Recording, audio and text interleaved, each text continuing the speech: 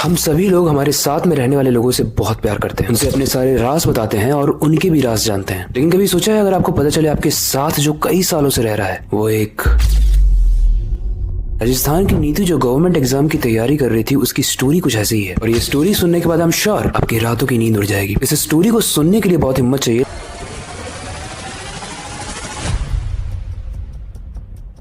राजस्थान में रहने वाली नीतू गवर्नमेंट एग्जाम की तैयारी कर रही थी। नीतू की बड़ी बहन मीरा की शादी एक बड़े बिजनेसमैन से हुई थी और वो जयपुर का रहने वाला था। अब वो दिन आता है जिसके लिए नीतू इतने सालों से प्रिपरेशन कर रही थी, यानी उसके एग्जाम का दिन। अब क्योंकि नीतू का एग्जाम जयपुर में था तो अपनी दीदी के घर 2 दिन के लिए चली जाती है। नीतू देखती है कि उसकी दीदी का घर काफी बड़ा है और वो देखती है कि उसके जीजू भी उसकी दीदी की बहुत केयर करते हैं। वो कहती है, दीदी आप तो बहुत लकी हो। ये लोग ऐसे ही बात कर रहे होते हैं और धीरे धीरे शाम हो जाती है। लेकिन नीतू इस बात से बेखबर थी कि आज की शाम उसकी जिंदगी एक अलग ही मोड़ लेने वाली है। रात के 2 बजे नीतू की दीदी यानी मीरा की नींद खुलती है। वो फ्रिज से पानी लेने जाती है और जैसे ही वो फ्रिज को खोलती है वो कुछ ऐसा देखती है जिससे उसके होश उड़ जाते हैं। दरअसल फ्रिज के अंदर नीतू बैठी हुई थी और वो कांप रही थी। मीरा को कुछ समझ में नहीं आ रहा था कि नीतू आखिर फ्रिज में क्या कर रही है। लेकिन वो जैसे ही नीतू को फ्रिज से बाहर निकालती है वो नोटिस करती है कि नीतू के पीछे नींबू बंधे हुए हैं जिस पर लाल कलर का सिंदूर लगा हुआ है। मीरा सोच में पड़ जाती है कि आखिर नीतू ये सब क्या कर रही है, ये तो एग्जाम देने आई थी। वो नीतू को उस दिन रूम में सुला देती है। अगले दिन नीतू का एग्जाम था तो वो एग्जाम देने जाती है और जब नीतू वापस आती है तो उसकी दीदी मीरा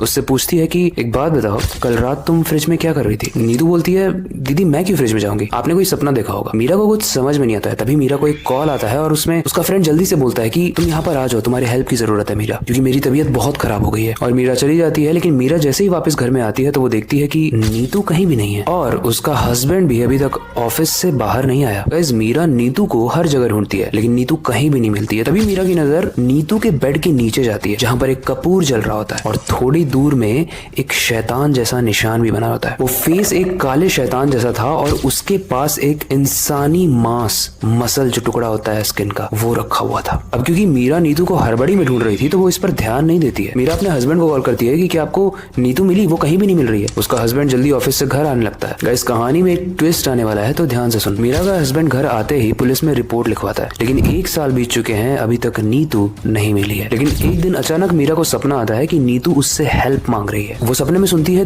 दीदी मुझे बचा लो, प्लीज मुझे बचा लो। डर के जब मीरा की आंख खुलती है और वो ऊपर देखती है तो वहां पर नीतू लटक रही थी उसके पंखे पर। लेकिन जैसे ही मीरा ने आंख झपका नीतू गायब हो चुकी थी। लेकिन गाइस ये देखने के बाद कोई भी डर जाएगा और मीरा भी डर चुकी थी। अगले दिन फिर 3 बजे मीरा की आंख खुलती है और उसे अपनी रूम की खिड़की के पास एक परछाई दिखती है। मीरा जल्दी से खिड़की के पास जाती है और वो जैसे ही खिड़की खुलती है वो देखती है ये तो नीतू है। इससे पहले कि मीरा कुछ कहती, नीतू अपने उल्टे पैरों से चलकर वहां से दूर जाने लगती है। मीरा उसका पीछा करती है और नीतू अपने उल्टे पैरों से चलते हुए मीरा को एक घर के पास लाती है। एक घर जो मीरा के हस्बैंड का था और वो 1 साल से बंद था। लेकिन स्ट्रेंज बात यह है कि वाइफ होने के बाद भी मीरा को इस घर के बारे में नहीं पता था। और जैसे ही उस खंडहर जैसे घर को मीरा खोलती है उसकी रूह कांप जाती है। मीरा देखती है कि उस घर में चारों तरफ लोगों के कंकाल लटक रहे थे और अजीब अजीब से ब्लैक मैजिक वाली तमाम चीजें पड़ी हुई थी। तभी उस घर की एक दीवार पर उसे लिखा हुआ कुछ नजर आता है, दीदी आप जीजू का सच नहीं जान पाई ना। उस दीवार के नीचे एक पुराना रिकॉर्डर पड़ा हुआ था जिसको जैसे ही मीरा प्ले करती है उसमें नीतू की आवाज थी और वो काफी घबराते हुए कह रही थी कि दीदी मुझे डर लग रहा है। वो जो सपना मीरा ने देखा था वो एक्चुअली में नीतू हेल्प मांग रही थी। लेकिन उसके हस्बैंड ने उसके स्किन को निकाल कर नीतू को मार दिया। उसने मार दिया क्योंकि मीरा के हस्बैंड ने शैतान के साथ डीलिंग की थी। एंड गाइस माना जाता है कि जो भी इंसान शैतान के साथ डीलिंग करता है वो हो सकता है अपनी एज बढ़ाने के लिए करे, पैसा कमाने के लिए करे, किसी को मरवाने के लिए करे, बट उसका जो कॉम्पेंसेशन है,